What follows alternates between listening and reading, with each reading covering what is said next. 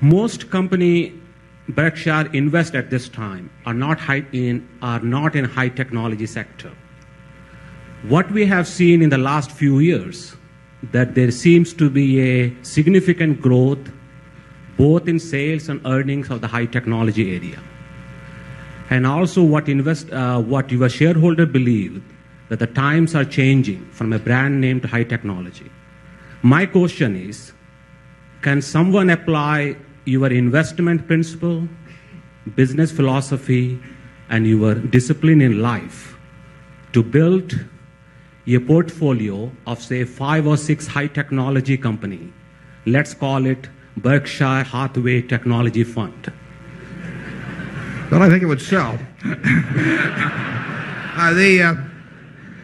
The question about Charlie and I won't be able to do it.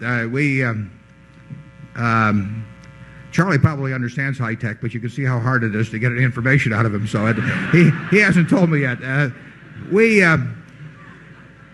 We try not to get into things that we don't understand. And if we're going to lose your money, we want to be able to come before you, next year and tell you we lost your money because we thought this and it turned out to be that.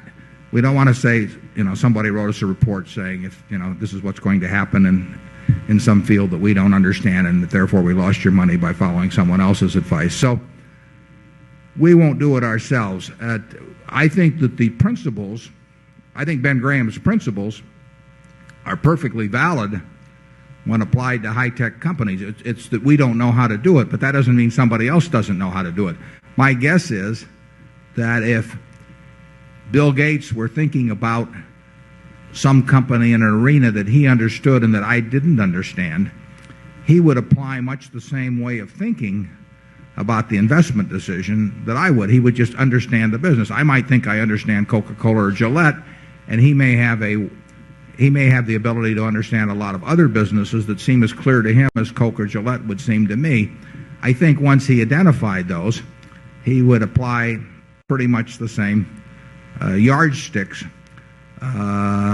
in deciding how to act. I think he would act. I think he would have a margin of safety principle. It might be a little different because there's essentially more risk in a high-tech company, but he would still have the margin of safety principle on a sort of adjusted for the mathematical risk of loss in his mind. He would have he would look at it as a business, not as a stock.